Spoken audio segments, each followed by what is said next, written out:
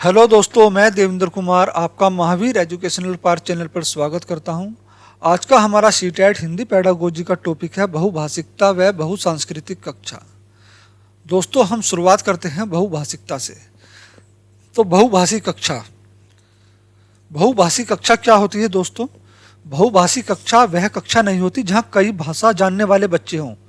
ध्यान रखना, जहाँ कई या बहुत सारी भाषाओं को जानने वाले बच्चे हों वो बहुभाषी कक्षा नहीं कहलाती है, बल्कि ऐसी कक्षा जहाँ अलग अलग भाषा बोलने वाले बच्चे हों वह बहुभाषी कक्षा कहलाती है।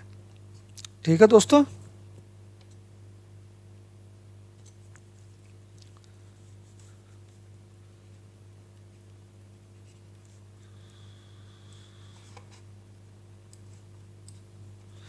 ऐसी कक्षा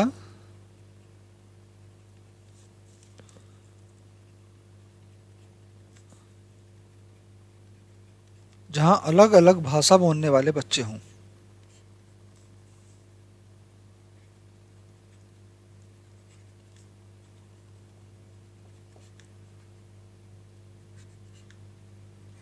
क्या कहलाती है? बहुभाषी कक्षा।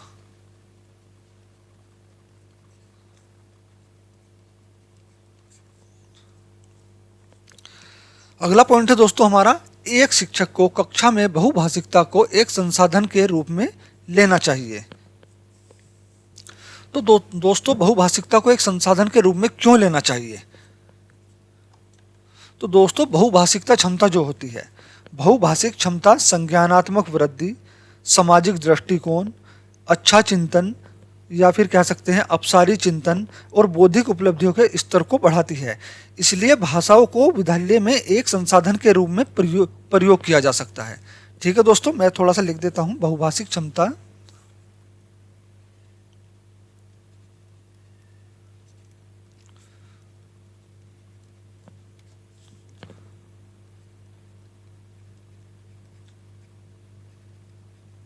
संज्ञानात्मक वृद्धि,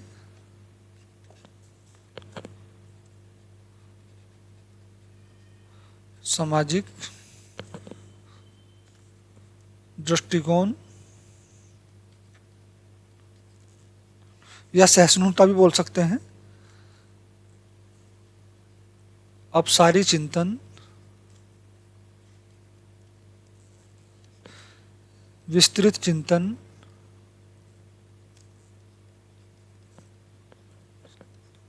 और बौद्धिक वृद्धि करती है, बौद्धिक वृद्धि के स्तर को बढ़ाती है।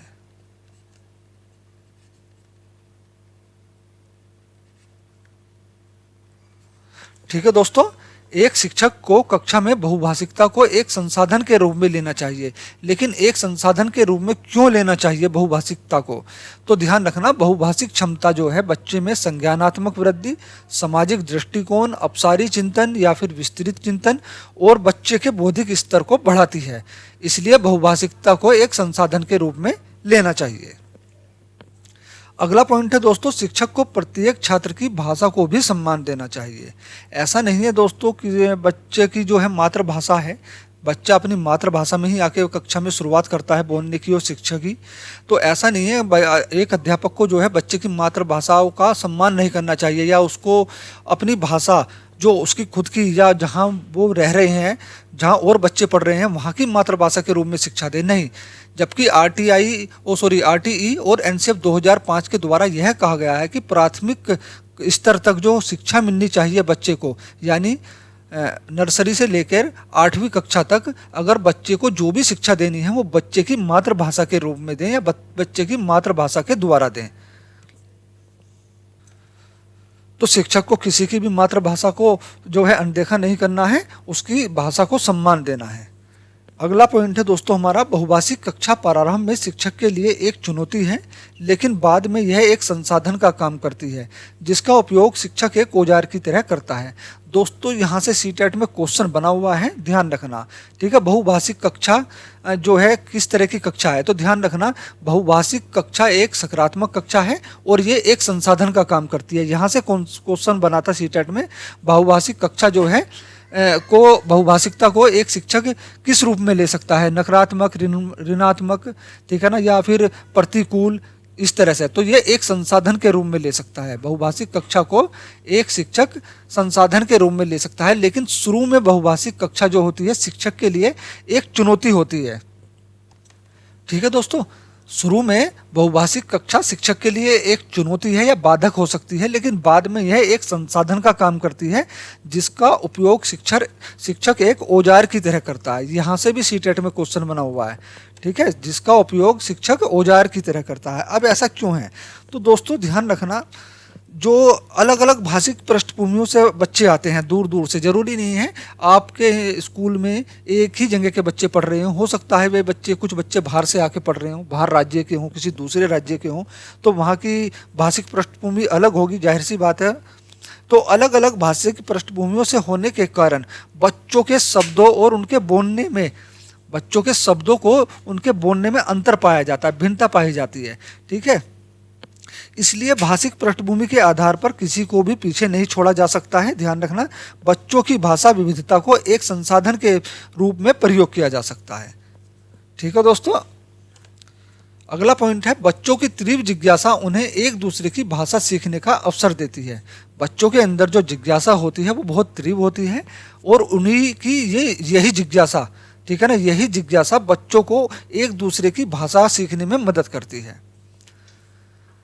बहुभाषिकता एक संसाधन है, इसमें हम किसी मुद्दे पर अलग अलग दृष्टिकोण से विचार कर पाते हैं और ऐसे संसाधन तक पहुंचने का प्रयास करते हैं जो अन्य लोगों के प्रति भी समान रूप से संवेदनशील हो। दोस्तों कक्षा में जो है अलग भाषाओं का या अलग अलग विभिन्न भाषाओं का प्रयोग करना सांस्कृतिक आदान प्रदान करने का माध्यम होता है, ठीक है। कक्षा में विभिन्न भाषाओं का प्रयोग करना सांस्कृतिक आदान प्रदान का माध्यम होता है। अब अलग अलग भाषाओं के प्रयोग करने से जो है क्या होता है, सभी छात्रों को एक दूसरे की भाषा का सीखने का अवसर मिलता है, ठीक है दोस्तों।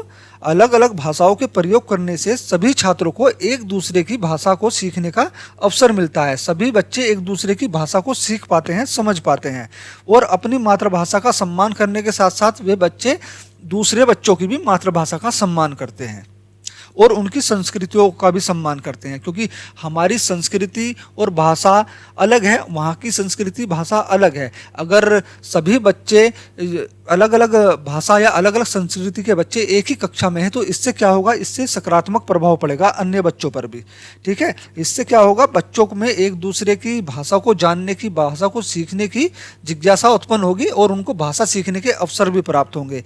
एक दूसरे की बच्चों को संस्कृतियाँ, जो बच्चों के त्योहार होते हैं, उनकी संस्कृति होती है, उसको जानने का अवसर मिलेगा।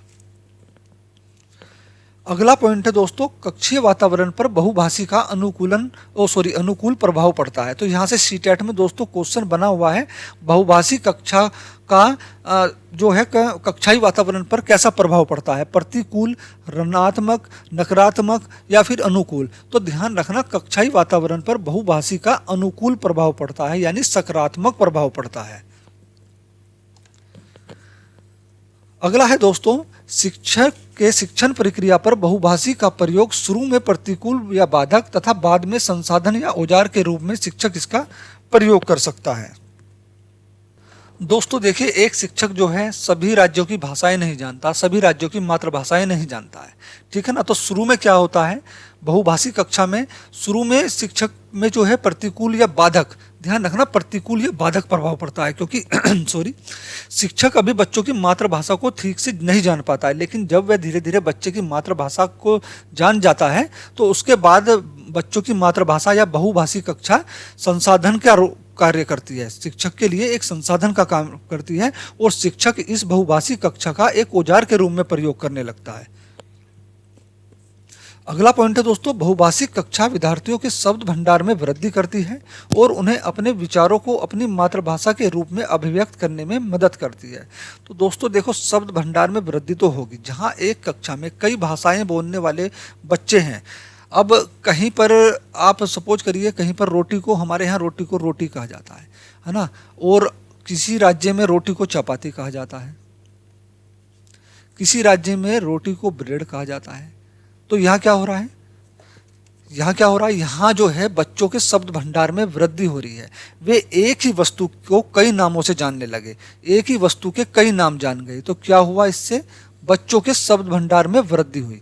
तो बहुभाषिक कक्षा में विद्यार्थियों के शब्द भंडार में भी वृद्धि होती है और उन्हें अपने विचारों को अपनी मातृभाषा के रूप में अभिव्यक्ति करने में मदद मिलती है। तो दोस्तों, जब कोई बच्चा अपने विचारों को अपनी मातृभाषा के रूप में अभिव्यक्त करता है तो इससे क्या होता है, इससे बच्चों के मौखिक कौशल का विकास होता है। क्या होता है, मौखिक कौशल का विकास होता है।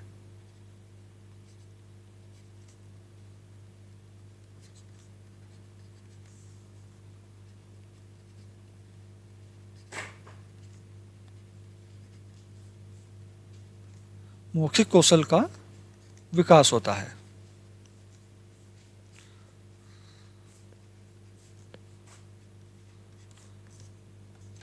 दोस्तों, बहुभाषिकता का गुण, बहुभाषिकता का जो गुण है बच्चों में रचनात्मकता का विकास करने में भी सहायक है। ठीक है ना, मौखिक कौशल का विकास होता है, वह रचनात्मकता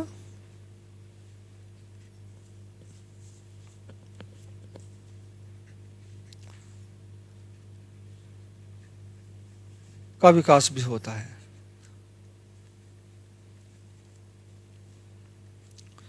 ठीक है दोस्तों, बहुभाषिकता का गुण बच्चों में रचनात्मकता का विकास करता है और उनके मौखिक कौशल में भी वृद्धि करता है। द्विभाषी बच्चों की वैचारिक क्षमता अन्य बच्चों की तुलना में अच्छी होती है। तो दोस्तों, द्विभाषी बच्चे वे बच्चे जो दो भाषाएं जानते हो या एक से ज्यादा भाषाएं जानते हो, खासतौर से दो भाषाएं जानने वाले बच्चे। तो दो भाषाएं जानने वाले बच्चों की वैचारिक क्षमता अन्य बच्चों की तुलना में अच्छी होती है। ठीक है, अब अगला पॉइंट है दोस्तों हमारा, बहुभाषिकता एक चुनौती के रूप में। हमारे भारत देश में बहुत सारी भाषाएं बोली जाती हैं, अलग अलग क्षेत्र की अपनी अलग अलग भाषाएं होती हैं और सभी क्षेत्रीय भाषाओं का छात्रों पर प्रभाव पड़ता है, जो शिक्षण के दौरान शिक्षण प्रक्रिया में एक चुनौती है। अब दोस्तों देखो, ये शुरू में चुनौती है लेकिन बाद में एक संसाधन बन जाती है। ठीक है दोस्तों, बहुभाषिक कक्षा शुरू में एक चुनौती होती है लेकिन बाद में एक संसाधन बन जाती है। शुरू में चुनौती क्यों होती है, तो देखो, एक शिक्षक जो है वो सभी राज्यों की, मैंने भी पीछे ही बताया, सभी राज्यों की या सभी क्षेत्रों की भाषा नहीं जानता है। ठीक है, यदि किसी शिक्षक को अपने क्षेत्र से दूर किसी अन्य विद्यालय में पढ़ाने के लिए कहा जाए या उसका ट्रांसफर हो जाए, तो वहाँ क्या होगा, शुरू शुरू में बच्चों की जो मातृभाषा है वो शिक्षक को उसके पढ़ाने के दौरान, अधिगम के दौरान, शिक्षण के दौरान बाधक होगी, प्रतिकूल होगी, क्योंकि अभी शिक्षक वहाँ के बच्चों की मातृभाषा नहीं जान पाया है, उस क्षेत्र की मातृभाषा को नहीं जान पाया है।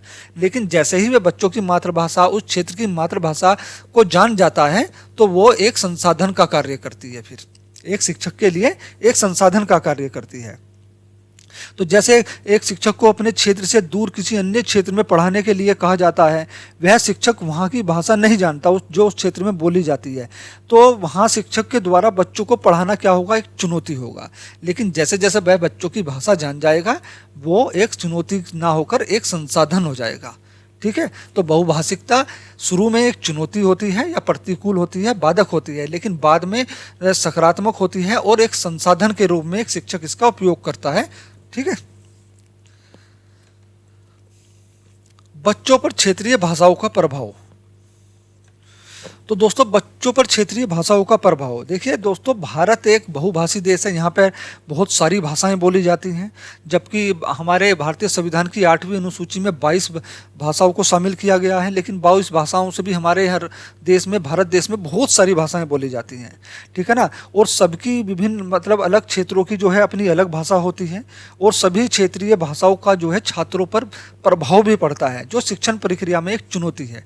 चुनौती इसलिए आती है ना, तो सभी बच्चे सभी राज्यों की, सभी क्षेत्र की भाषा नहीं जान पाते हैं, तो इसलिए बच्चों को भी थोड़ा कठिनाई होती है शुरू में। ठीक है, तो इसलिए बच्चों पर क्षेत्रीय भाषाओं का प्रभाव जो है एक चुनौती के रूप में पड़ता है। अगला है दोस्तों, छात्रों में भाषाई कौशल विकसित करने की चुनौती।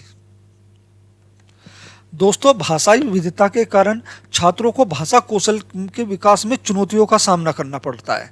भाई चुनौतियों का सामना करना पड़ेगा ना दोस्तों, क्योंकि सभी बच्चे एक दूसरे की या दूसरे क्षेत्र की भाषा, मातृभाषा नहीं जानते हैं, ठीक है ना। इसलिए जो शुरू में उनके उनके क्या होगा, भाषा कौशल के विकास में भी चुनौतियों का सामना करना पड़ेगा बच्चों को। इसलिए क्षेत्रीय भाषाओं का प्रभाव का भाषाई कौशल पर भी बहुत ज़्यादा प्रभाव पड़ सकता है, ठीक है दोस्तों। तो भाषाई कौशल पर भी बच्चे की बहुभाषिकता का प्रभाव पड़ता है। अगला है अधिक भीड़ भाड़ वाली कक्षाएं। दोस्तों अधिक भीड़ भाड़ वाली कक्षाएं, जहां पर एक कक्षा में बहुत ज्यादा बच्चे हों, तो वहां पर भी जो क्या होता है, शिक्षार्थियों के भाषा शिक्षण को प्रभावित करती है। मैं लिख देता हूं,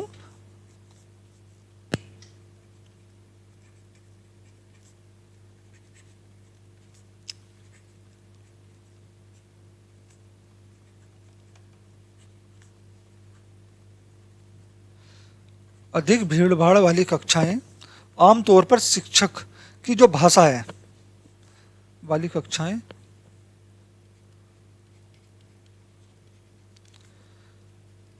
शिक्षक की भाषा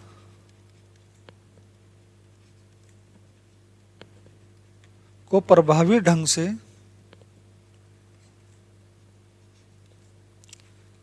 पढ़ाने की क्षमता को कम करती है।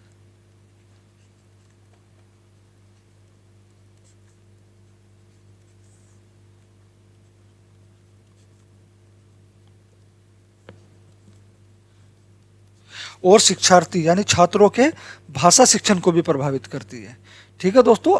अधिक भीड़ भाड़ वाली कक्षाएं जो हैं शिक्षक की भाषा को प्रभावी ढंग से पढ़ाने की क्षमता को कम करती हैं और छात्रों के भाषा शिक्षण को भी प्रभावित करती हैं। अगला है दोस्तों हमारा भाषा के प्रति बच्चों की रुचि कम होना। दोस्तों भाषा शिक्षण की जो है छात्रों में भाषा के प्रति रुचि बहुत कम होती है, ठीक है ना। रुचि कम होने के कारण ही जो है भाषा शिक्षण का कार्य और ज्यादा अधिक चुनौतीपूर्ण हो जाता है एक शिक्षक के लिए।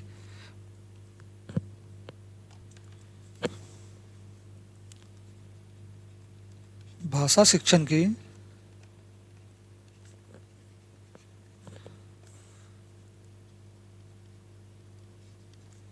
छात्रों में भाषा के प्रति रुचि व जिज्ञासा की कमी होती है,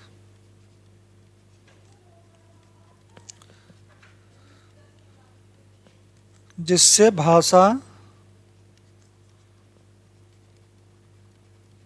शिक्षण का कार्य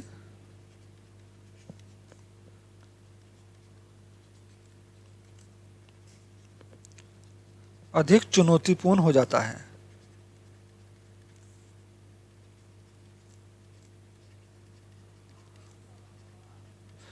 ठीक है दोस्तों, एक बहुभाषिकता के चुनौतीपूर्ण होने का एक कारण यह भी है कि बच्चों में जो है भाषा के प्रति रुचि कम होती है, ठीक है दोस्तों। अगर आपको सीटेट के फ्री नोट्स चाहिए तो आप मेरे व्हाट्सएप नंबर 8077088259 पर मैसेज कर सकते हैं या संपर्क कर सकते हैं।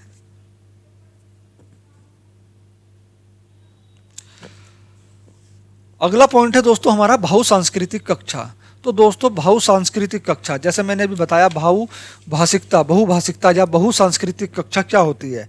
तो ध्यान रखना, बहुसांस्कृतिक कक्षा वो कक्षा नहीं होती है जहाँ कई संस्कृति वाले बच्चे नहीं हो, ठीक है दोस्तों। जहाँ कई संस्कृति वाले बच्चे नहीं हो वह नहीं, बल्कि वह होती है जहाँ अलग अलग संस्कृति वाले बच्चे हों। बहुसांस्कृतिक कक्षा वह कक्षा होती है जहां पर अलग अलग संस्कृति वाले बच्चे हों। तो बहुसांस्कृतिक कक्षा में बच्चों के रीति रिवाज व आदतों आदि को सुरक्षित रखना भी एक चुनौती होती है, ठीक है दोस्तों। बहुसांस्कृतिक कक्षा में बच्चों के रीति रिवाज और आदतों आदि को सुरक्षित रखना भी शिक्षक के लिए एक चुनौती होती है।